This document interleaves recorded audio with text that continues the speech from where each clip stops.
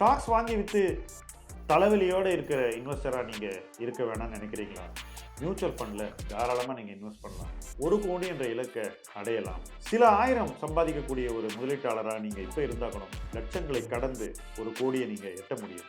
Milestones 12 அதற்கான ஒரு இடம் தான். அது உங்களுக்காக தான் உருவாக்கி இருக்கோம். இந்த பிளாட்ஃபார்ம் மூலமாக நீங்கள் நிச்சயமாக 1 கோடி என்ற இலக்கை அடைய முடியும். ஒவ்வொரு மைல்களாக கடந்து 1 கோடி உங்களுக்கு வந்து சேரும். கீழே உள்ள ஃபார்மை ஃபில் பண்ணுங்க, M2W சேருங்க, நிம்மதியாக இன்வெஸ்ட் பண்ணுங்க.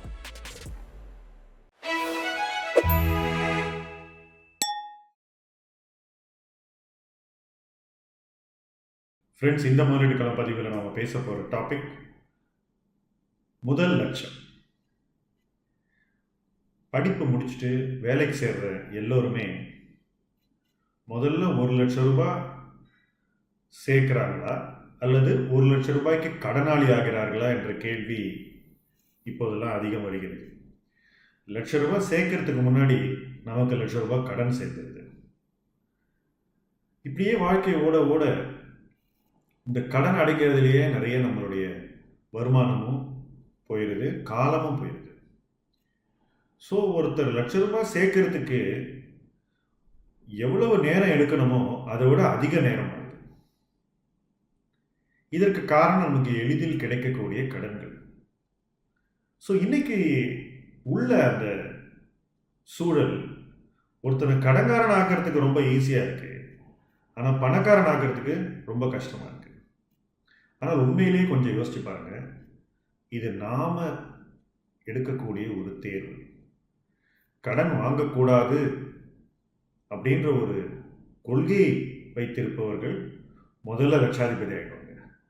கடன் வாங்குறதா ஒரே வழி அப்படின்ற கொள்கை வைத்திருப்பவர்கள் ரொம்ப நாள் கழிச்சு தான் லட்சாதிபதி ஆவாங்க. இந்த ஒரு சாய்ஸை யார் கரெக்டாக பண்ணுறாங்களோ அவங்க லட்சாதிபதி ஆறத்தோட இது நிற்கிறது இல்லை. அவங்க வாழ்க்கைக்கும் எவ்வளவு நிதி திரட்டுகிறார்கள், என்ன மாதிரியான பொருளாதார சாதனைகளை அவங்களால செய்ய முடியுது, என்ன மாதிரி வாழ்க்கை தரம் அவங்கள வந்தடையுது, இது எல்லாத்தையுமே அது பாதிக்கும். ஸோ ஃபஸ்ட்டு அந்த சாய்ஸ், கடனாளியாக முதல்ல ஆறுதா அல்லது சேமிக்கிறவனா முதல்ல ஆறுதா. இந்த சாய்ஸ் ரொம்ப எளிமையான சாய்ஸ். இது எடுக்கிறதுல எந்த கஷ்டமும் உங்களுக்கு இருக்கக்கூடாது. கடன் வாங்குவதை தள்ளி போடுவது தான் இன்னைக்கு உள்ள பொருளியல் சூழலுக்கு ரொம்ப நல்லது. அது மட்டும் இல்லை, எல்லா சூழ்நிலைக்கும் அது ரொம்ப நல்லது. நம்ம வசதிக்கு ஏற்ற மாதிரி ஒரு வாழ்க்கையை அமைத்துக் கொள்வது தான் எல்லோருக்குமே நல்லது. அப்போ ஏன் சார் போகிற வர இடத்துலலாம் வந்து கடன் கொடுக்குறேன்னு சொல்கிறாங்க? கடன் கொடுப்பது என்பது ஒரு தொழில். அவங்க பணம், சும்மா இருக்கிற பணத்தை உங்கள்கிட்ட கொடுத்துட்டு அதுக்கு வட்டி வாங்குறதுங்கிறது ஒரு தொழில். அந்த தொழில் ரொம்ப லாபகரமாக நடக்கக்கூடிய ஒரு தொழில்.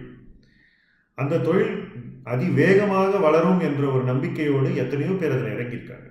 அவங்க தொழிலை செய்கிறாங்க, உங்களுக்கு உதவி செய்யலை. அப்போது அந்த தேர்வை செய்ய வேண்டிய பொறுப்பு உங்கள் கையில் தான் இருக்குது. கடன் வேணுமான்னு கேட்குறவங்க கையில் இல்லை.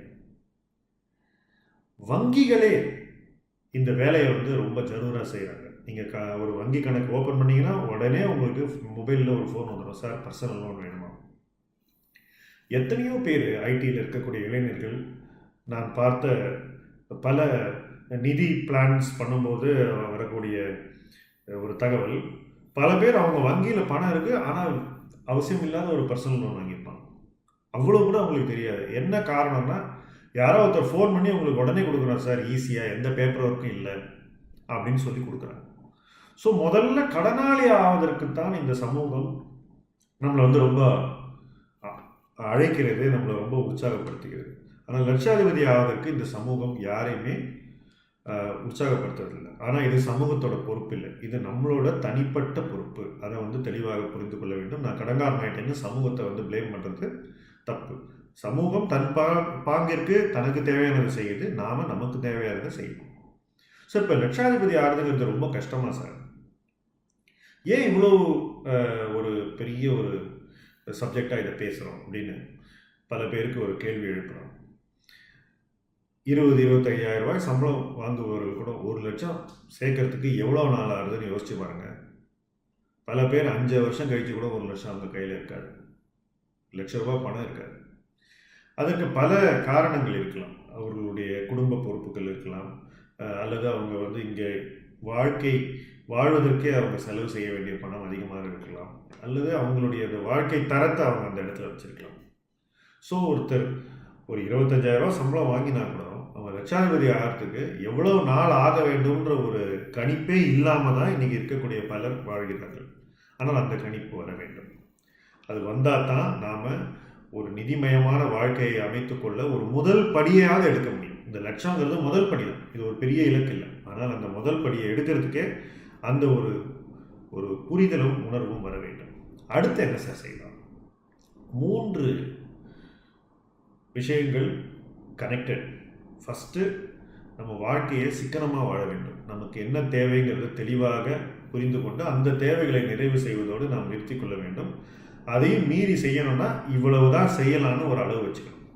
ஸோ சிக்கனம் முதல் விஷயம். 2வது, சேமிப்புங்கிற பழக்கம் நிச்சயமாக வர வேண்டும். உடனே ஒருத்தர் கேட்பார், சார் நான் வந்து ஊருக்கு பணம் அனுப்புகிறேன், என் சிஸ்டருக்கு ஹெல்ப் பண்ணுறேன், இல்லை என் பிரதர் படிக்க வைக்கிறேன், இல்லை அப்பா உடம்பு சரியில்லை, இல்லை அம்மாவுக்கு நான் வந்து இந்த மாதிரி சில விதங்களில் குடும்பத்தை நடத்துறதுக்கு கூட உண்மை. எத்தனையோ பொறுப்புகளை இன்று இளைஞர்கள் சுமக்கிறார்கள். ஆனாலும் என்னை பொறுத்த வரைக்கும் ஒரு மாதத்திற்கு ஒரு குறைந்தபட்ச தொகை, ஒரு 500லேருந்து 2000 ரூபாய்க்குள்ள சேமிக்கக்கூடிய இடத்துல தான் நம்ம எல்லோருமே இருக்கிறோம். ஆனாலும் சேமிக்க தவறுகிறோம். ஸோ சிக்கனம் ஒரு பக்கம் இருந்தாலும் அதை கடந்து அடுத்தது நம்ம சேமிப்புங்கிற ஒரு இலக்கை வைத்து அந்த இலக்கு சார்ந்து நம்முடைய வாழ்க்கையை நடத்த வேண்டும். ஸோ அந்த சேமிப்புங்கிறது 2வது விஷயம். இது 2 இருந்ததுக்கு அப்புறம் 3வது வரக்கூடிய ஒரு தேடல் தான் செல்வம். அந்த செல்வம் தான் இந்த 1 லட்சம்ங்கிற ஒரு இலக்கு. அந்த இலக்கை நோக்கி எப்படி போகணும்? ஃபஸ்ட்டு, எத்தனை மாதத்தில் நான் 1 lakh சேவ் பண்ண போகிறேன் அப்படின்னு ஒரு கோல் வச்சுக்கணும். வச்சுட்டு மாதம் அந்த கோலுக்கு அகெயின்ஸ்டாக நம்ம எவ்வளோ சேவ் பண்ணி வச்சுருக்கோன்னு ஒரு நம்பர் நம்ம வந்து மானிட்டர் பண்ணணும். 2வது, பணத்தை சும்மா பேங்க்கில் வைக்கணுமா சார்? அவசியம் இல்லை. உங்களுக்கு ரிஸ்கே எடுக்க வேணாம்னு தோணுச்சுன்னா அந்த பேங்க்கில் மாதம் ஒரு ஆர்டி மாதிரி போடலாம். அந்த சேமிப்பை அந்த ஆர்டி உள்ளே போடலாம். நமக்கு பெரிய ரிட்டர்ன் கூட கிடைக்காது.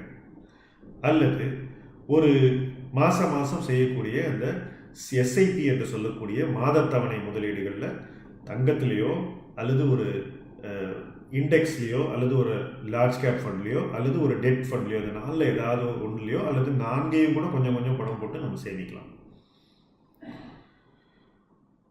என்ன முக்கியம்னா சேமிக்கணுன்ற அந்த ஹேபிட் வரணும். அந்த ஹேபிட்டை தொடரணும். அதை வந்து நம்ம ஒரு விளையாட்டு போல் நம்ம வந்து மாதம் அதை வந்து அதை பார்க்குறதும், அது எவ்வளோ நம்ம அச்சீவ் பண்ணியிருக்கோம்னு நம்ம இது பண்ணுறதும், எப்படி ஒருத்தர் வந்து எடையை குறைக்கிறதுக்கு முயற்சி பண்ணுறாரோ அதே ஒரு பொறுப்புணர்வோடு இதையும் நம்ம வந்து நோக்க வேண்டும். அதை வந்து அணுகி கரெக்டாக அந்த கோலை வந்து எத்தனை மாதம் நம்ம பிளான் பண்ணணுமோ அதோட சில மாதங்கள் முன்னாடியே நம்ம அதை அச்சீவ் பண்ணணுங்கிற ஒரு ஸ்பிரிட் இருக்கணும். இது இருந்தாக்கா நம்ம செல்வம் சேர்க்கக்கூடிய அந்த பயணத்தின் முதல் இலக்கான 1 லட்சம் ரூபாயை நம்ம அடைஞ்சிருவோம். என்ன சார் 1 லட்சம் ரூபாய்க்கு நீங்கள் 7 நிமிஷம் இந்த விஷயத்தை சொல்லியிருக்கீங்கன்னு நீங்கள் கேட்கலாம். பல பேர் ஊர்லேருந்து படித்து இங்கே வந்து நல்ல வேலைகள்லாம் இருந்து அப்போ கூட அவங்க அந்த 1 லட்சம் சேர்க்கறதுக்கு எவ்வளோ நாள் ஆக்குறாங்கன்னு நீங்கள் யோசிச்சு பாருங்கள். அப்போ உங்களுக்கு அது எவ்வளோ கஷ்டன்றது புரியும். நம்ம 1000 காரணம் சொல்லலாம் செல்வம் நோக்கி பயணிக்காததற்கும் செல்வத்தை சேர்க்காததற்கும். ஆனால் அந்த டிசிப்ளின் இருந்து, அந்த ஒரு புரிதல் இருந்து, அந்த ஒரு ஹேபிட்ஸ் ஃபார்ம் ஆனால் தான் நாம் வந்து அந்த செல்வம் சார்ந்த ஒரு எந்த விதமான ஒரு அச்சீவ்மெண்ட்டும் பண்ண முடியும். அந்த ஹேபிட்டை இப்போ ஏற்படுத்த வேண்டிய ஒரு இடத்துல நம்ம எல்லோருமே இருக்கிறோம். பொருளாதாரம் நலிந்த இடத்தில் இருந்தாலும் அந்த ஒரு சூழலே இதுக்கு ஒரு நல்ல ஒரு மாற்றத்தை நமக்குள்ளே ஏற்படுத்தி கொள்ள ஒரு வாய்ப்பை நம் முன் தருகிறது. அந்த வாய்ப்பை நீங்கள் அனைவரும் பயன்படுத்தி கொண்டு முதல்ல ஒரு 1 lakh எப்படி சேவ் பண்ணலாம் அப்படின்ற அந்த பயணத்தில் வாங்க. தொடர்ந்து நான் உங்களுக்கு அடுத்து பல இலக்குகளை பற்றியும் அந்த இலக்குகளை நீங்கள் எப்படி ஏற்படுத்தி கொள்ள வேண்டும் என்பதை பற்றியும் எளிதான சில தேர்வுகளை பற்றியும் பேசுவேன். தொடர்ந்து முதலீட்டு களம் பாருங்கள். இது உங்கள் களம். உங்களை செல்வம் நோக்கி நாம் பயணத்தில் எடுத்துக்கொள்ள வேண்டிய ஒரு இடத்தில் இருக்கிறோம். செல்வம் உங்கள் கையில் நிச்சயம் சேரும் என்று வாழ்த்தி விடைபெறுகிறேன். நன்றி.